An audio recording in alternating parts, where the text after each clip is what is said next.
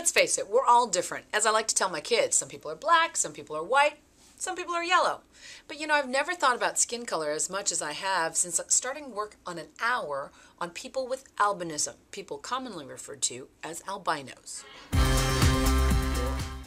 One of the people we met along the way was a young man by the name of Sean Ross, who lives with albinism.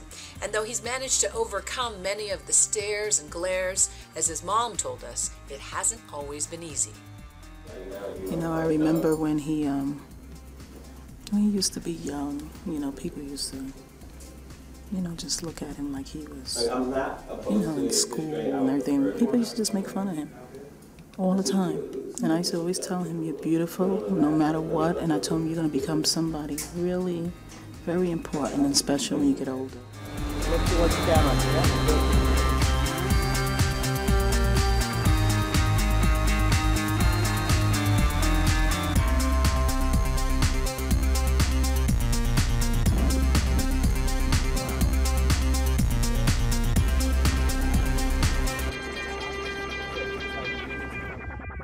So here's the juggle. How do you avoid that awkward moment with your kids? How do you teach them about people with differences, people who are physically different than us? How do you treat them? How do you act?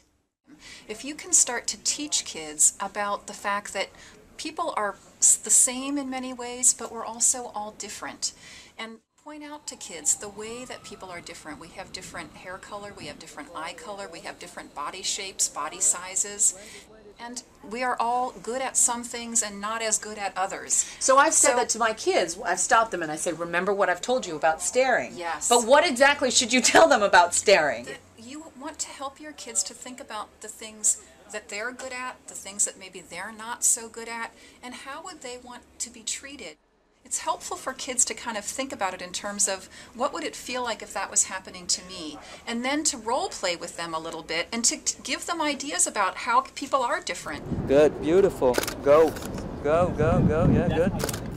What do you say in terms of making friends with people who are different? Because social isolation can be so painful. Oh, and it happens. This is a big complaint of children particularly that have a very noticeable difference in disability. And if you have a child who's going to be interacting with someone who's different in this way, it's really important that you spend enough time talking with them. And it's, again, not just one conversation. This is a process of education and a process of helping children to be comfortable. But to let them to underscore that just because you have a difference on the outside doesn't mean that you're different on the inside. And to stress that we're all the same in most ways. But of course there's things that we're different about. But our differences don't make us different in terms of personality, what we like to do, things that make us happy, the ways that we play and have fun. Those are the same for everybody. And kids understand that. Here we go.